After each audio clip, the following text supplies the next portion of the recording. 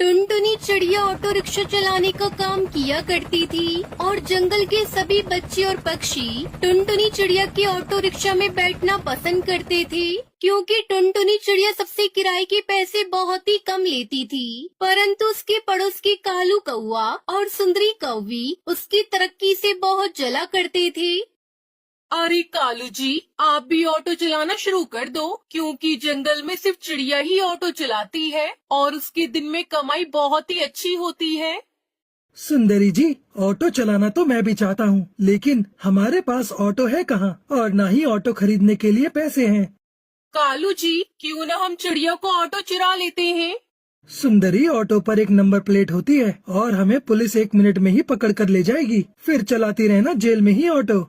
चलवाना तो आपसे ऑटो ही है, चाहे कहीं से भी जुगाड़ करूं। और हाँ, आज के आज घर पे ऑटो आ जाना चाहिए।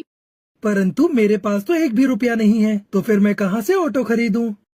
कालू जी, हम ऑटो एजेंसी चलते हैं और किश्तों पर एक ऑटो ले आते हैं। ये कहकर वो दोनों ऑटो एजेंसी चले जाते हैं और कुछ ही देर में किश्तों पर ऑटो ले आते हैं। फिर सुंदरी कौवी अपने ऑटो का स्वागत करती है। मुबारक हो कालू जी आपको। सुंदरी जी, आपको भी मुबारक हो, अपना कंडक्टर जो रखूंगा मैं आपको। ये देखकर टुनटुनी चिड़िया उनसे कहती है, कालू भैया, ये तो आपने बहुत अच्छा सोचा जो आपने ऑटो ले लिया। अब से हम दोनों मिलकर ऑटो चलाया करेंगे। हाँ हाँ चिड़िया, क्यों नहीं, अब से ऑटो साथ में ही चलाया करेंगे। भला एक साथ क्यों, हम तो तुमसे पहले ऑटो चलाने जाया करेंगे और तुमसे ज्यादा पैसे कमा कर लाया करेंगे। ठीक है सुंदरी बहन, अब मैं चलती हूँ। फिर टुनटुनी चिड़िया वहाँ से चली जाती है और अगले दिन कालू सुंदरी भी अपना ऑटो लेकर वहाँ आ जाते हैं। वो काफी देर तक खड़े रहते हैं, परंतु वहाँ पर कोई भी पक्षी नहीं आता। फिर कुछ ही देर बाद टुनटुनी चिड़िया भी अपना ऑटो लेकर वहाँ पहुँच जाती है। ये क्या चिड़िया, हमें कितनी देर हो गई यहाँ आए हुए, परंतु कोई भी पक्षी यहाँ क्यों नहीं आया? कालू भैया, पक्षी अभी आते ही होंगे, क्योंकि उनके आने का समय अभी से शुरू होता है, इसलिए तो मैं जल्दी नहीं आती।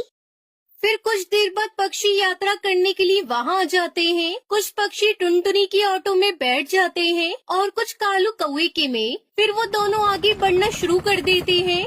बस बस यहीं पर रोक दो, मुझे यहीं पर उतरना है। और ये लो अपने 10 रुपए। अरे सिर्फ 10 ही रुपए? हमने तो 20 रुपए सवारी कर रखी है, अभी आपको 10 रुपए और देने होंगे। लेकिन वो चिड़िया तो यहाँ तक के 10 ही रुपए लेती है, तो फिर आप क्यों 20 ले रहे हो?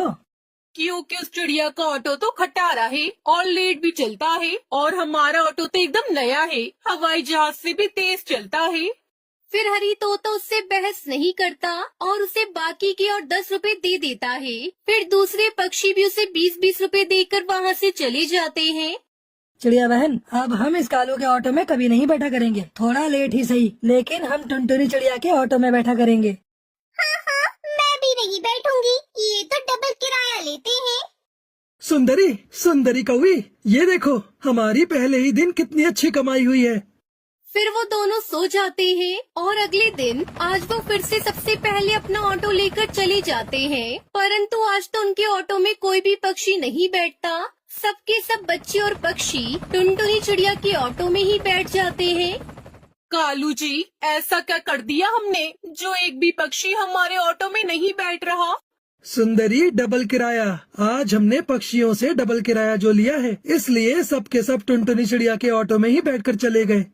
कालू जी, इस चिड़िया को तो रास्ते से हटाना ही होगा, वरना तो हमारी कमाई ठप हो जाएगी। वो चिड़िया तो अपना ऑटो चलाना बंद नहीं करेगी। कालू, हम रात को चिड़िया के ऑटो में से सारा पेट्रोल चुरा लेंगे, फिर देखो कमाल, कैसे सारे बच्चे और पक्षी हमारे ऑटो में बैठते हैं। अरे वाह सुंदरी, फिर तो हमें पेट्रोल भी नहीं खरीदना पड़ेगा, उसके ऑटो से ही निकाला हुआ पेट्रोल हम अपने ऑटो में डाल लेंगे।